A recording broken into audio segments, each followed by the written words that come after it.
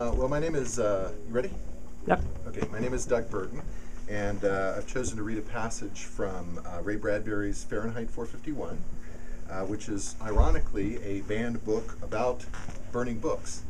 And on several different years, it was banned from the school curriculum in Texas because of bad language, what they called bad language, blasphemy, and what the Grand Parkway Church in Porter, Texas called goes against their religious beliefs. So Fahrenheit was first published in 1953, and the story was set several decades in the future from when it was written, in a world where all the buildings were created from fireproof materials. So supposedly there was no need for firemen, but there were still firemen who set fires to burn books. And of course the title Fahrenheit 451 comes from the temperature at which paper burns in books.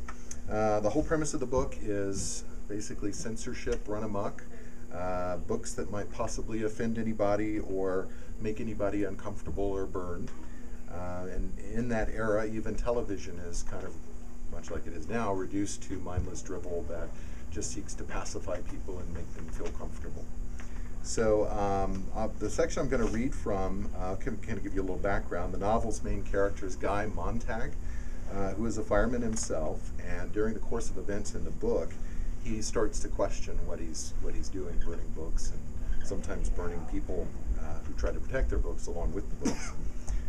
He starts sneaking some books from home from places where he's supposed to be burning them, and then he starts to read them and find out that they actually enrich his life, and that he likes it. So in the passage I'm going to read, Montag has hit the realization that he doesn't want to be a fireman anymore, and he's called in sick to work. And his boss, Captain Beatty, has come over to his house to talk to him. I think he starts to suspect that what's going on, that he's starting to question, the whole purpose of his job. And so Beatty starts with this passage. So I'll start there. Beatty says, "Now let's take up the minorities in our civilization, shall we? Bigger the population, the more minorities. Don't step on the toes of the dog lovers, the cat lovers, doctors, lawyers, merchants, chiefs, Mormons, Baptists, Unitarians, second-generation Chinese, Swedes, Italians, Germans, Texans, Brooklynites, Irishmen, people from Oregon or Mexico.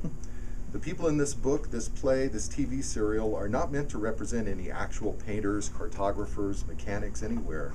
The bigger your market, Montag, the less you handle controversy. Remember that. All the minor minorities with their navels to be kept clean, authors full of evil thoughts, lock up your typewriters." They did. Magazines became a nice blend of vanilla tapioca. Books, so the damn snobbish critics say, were dishwater. No wonder books stopped selling, the critics said. But the public, knowing what it wanted, spinning happily, let the comic books survive. And the three-dimensional sex magazines, of course. There you have it, Montag. It didn't come from the government down. There was no dictum, no declaration, no censorship to start with, no. Technology, mass exploitation, and minority pressure carried the trick, thank God. Today, thanks to them, you can stay happy all the time. You're allowed to read comics, the good old confessionals, or trade journals. "Yes, but what about the firemen then?" asked Montag. "Ah," Beatty leaned forward in the faint mist of smoke from his pipe.